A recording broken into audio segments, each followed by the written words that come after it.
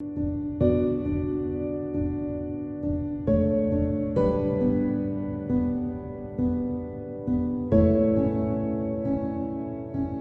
pues bienvenidos. Este es parte del módulo de enfoques de violencia contra mujeres y niñas. Y primero vamos a ir focalizando la base que necesitamos saber, que es la diferencia entre sexo y género. Sexo, como ya sabemos, es una atribución fisiológica que es dada cromosomáticamente y que tenemos tres posibilidades, pero que no siempre las tres se visualizan. Tenemos hombre, mujer y persona intersexual. Esta es dada ya por los cromosomas y se manifiesta en la corporalidad de la persona, en genitales, en características sexuales masculinas y femeninas, a nivel hormonal, etc. Y género van a ser las atribuciones culturales que se asocian con el deber ser de cada sexo. Aquí ya nos empieza a complicar un poquito la situación, porque como bien sabemos, sí hay tres sexos, sin embargo, en cuestión de género solamente se toman en cuenta dos, y nos remonta a lo femenino y lo masculino. Femenino y masculino son dos partes que tenemos hombres y mujeres.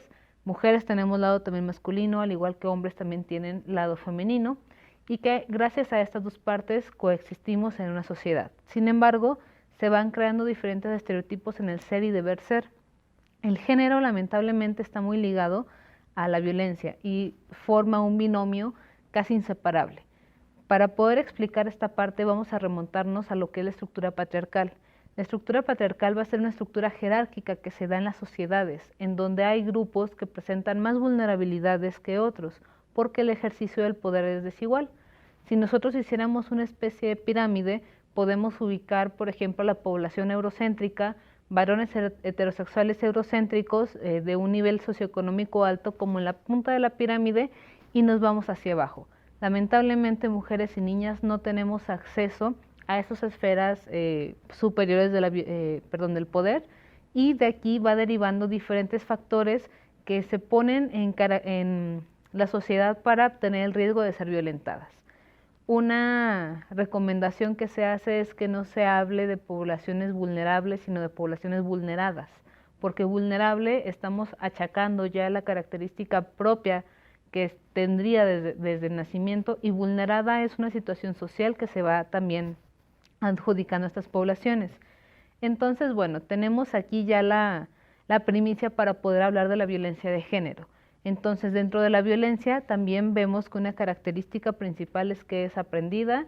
La violencia es algo que se usa para dañar a otra persona y que causa un ejercicio de poder. Aquí es donde se nos va a insertar entonces la esfera del sexo-género. Mujeres y niñas, al estar en una esfera mucho menor, como podría ser a diferencia de varones en ciertas situaciones, pues son más proclives a sufrir diferentes tipos de violencias.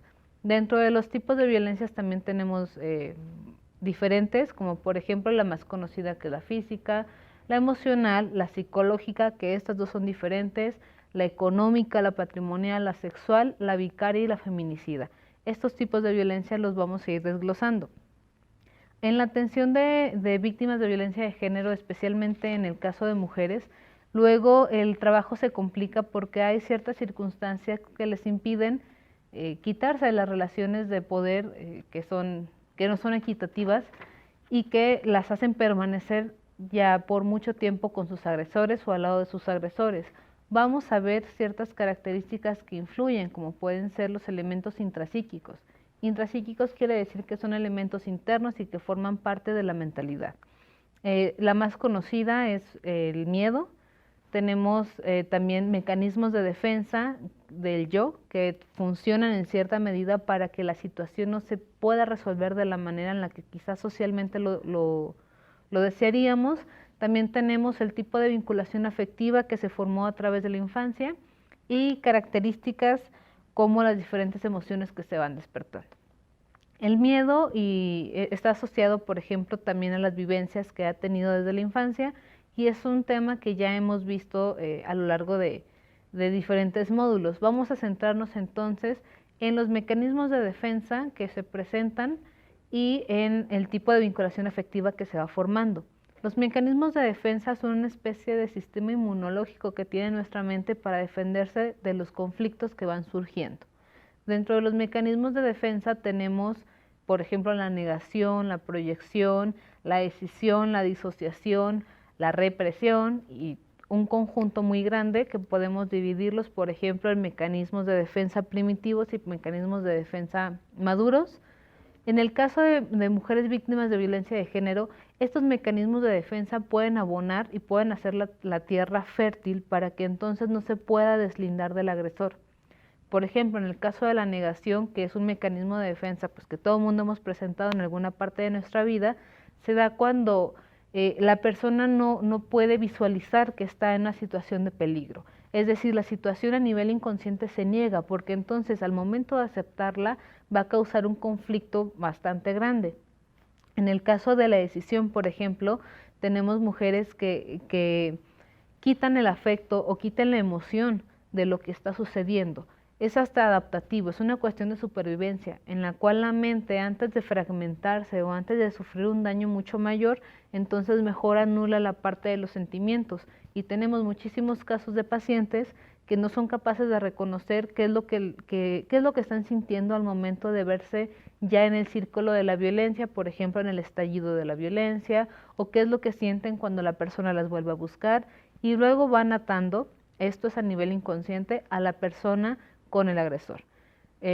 Otro mecanismo de defensa puede ser, por ejemplo, la proyección, en donde conflictos que quizá me cuesta mucho trabajo ver dentro de mí misma los voy a proyectar en otra persona.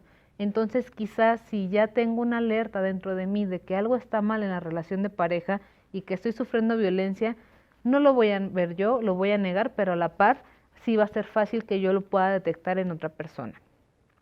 Y como estos mecanismos de defensa tenemos muchísimos otros. ¿Cómo los detectamos? Al momento de que nosotros estamos atendiendo a alguna persona que ha sido víctima de violencia de género, a través del discurso vamos a ir captando si estos mecanismos de defensa están haciendo que se esté ligando al agresor. Vamos a recordar que mecanismos de defensa todo el mundo los usamos, sin embargo en este caso nos podrían presentar un riesgo a largo plazo y a corto plazo también para la persona. Otra de los temas que mencionábamos era la vinculación afectiva. Como bien sabemos, la infancia es un determinante para diferentes conductas que vamos a tener luego en la edad adulta. Y dentro de estas conductas tenemos las que se formaron a través de la vinculación en cuanto al tipo de apego que yo desarrollé con mis cuidadores o cuidadoras. Y con esto me refiero a el tipo de relación que se tuvo con mamá, papá o cualquier otra persona que haya cubierto ese rol. Pueden ser abuelos, tíos, pero con esas personas que de inicio nos dieron los cuidados para poder sobrevivir. Tenemos dos grandes grupos, digamos, de estos apegos. Podemos dividirlos para no complicárnoslo tanto en apego seguro y apegos inseguros.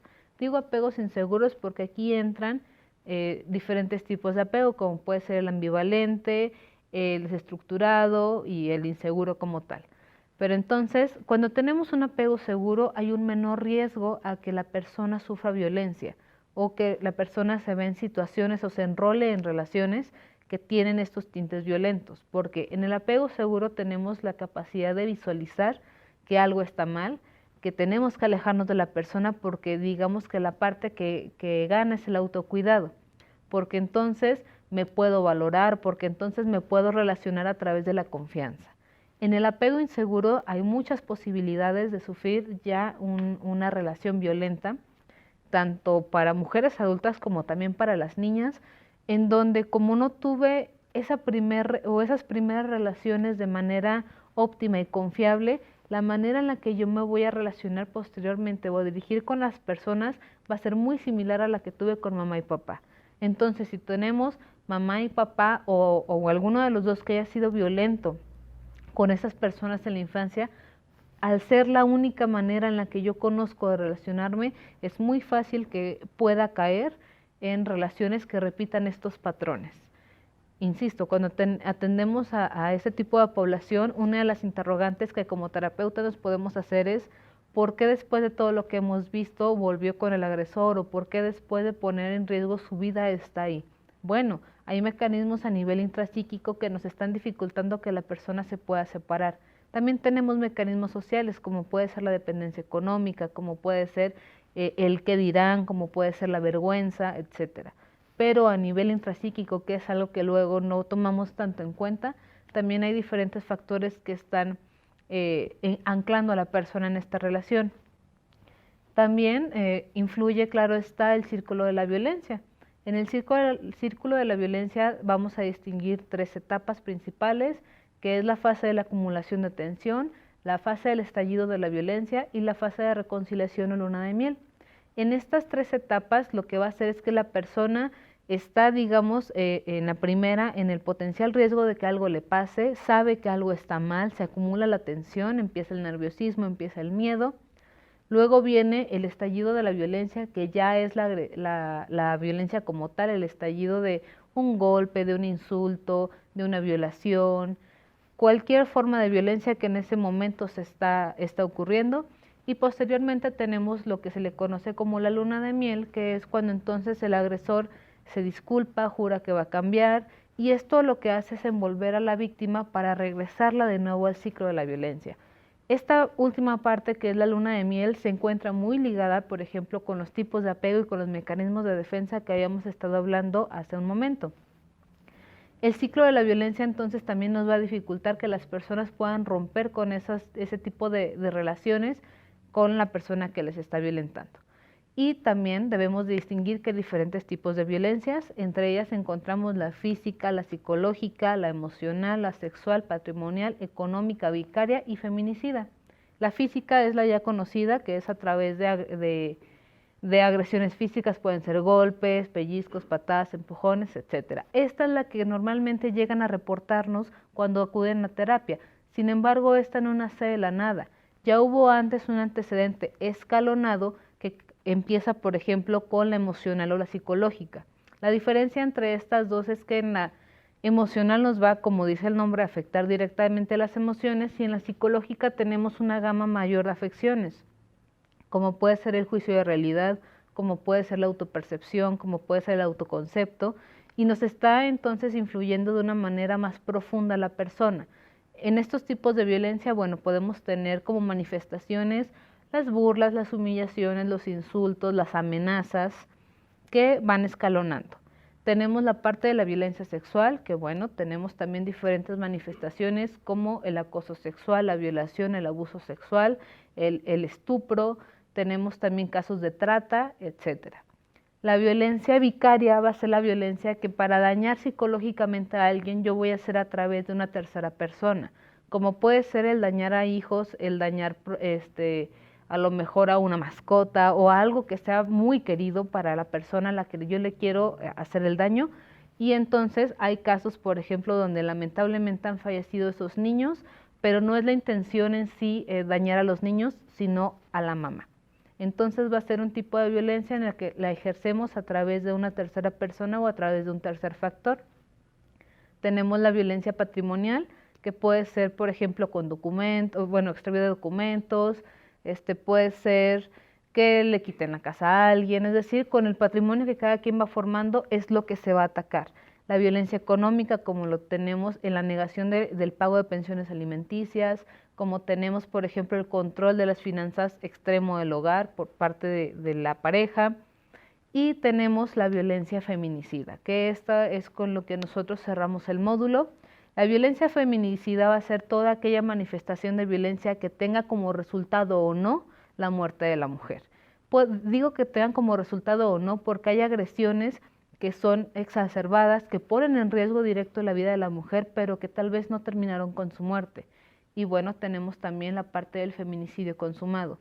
Dentro de los feminicidios también tenemos muchos tipos. Hay que recordar que el término feminicidio es la muerte de una mujer por razón de género, y esta definición se está usando como una acción afirmativa para poder visualizar el problema que está sucediendo, en donde no nada más va a ser el asesinato, sino que tiene un móvil en específico, como es el mantener estas relaciones desiguales de poder, y que bueno, se ha dado mucho ya a nivel estado, pero también a nivel país. Es una de las principales causas de muerte ya aquí en México. Dentro de esta violencia feminicida tenemos entonces feminicidios donde la persona era conocida de la víctima, donde es ocasionado por un desconocido. Tenemos feminicidios dirigidos a la diversidad sexual, tenemos feminicidios dirigidos a niñas, que son el infanticidio feminicidio.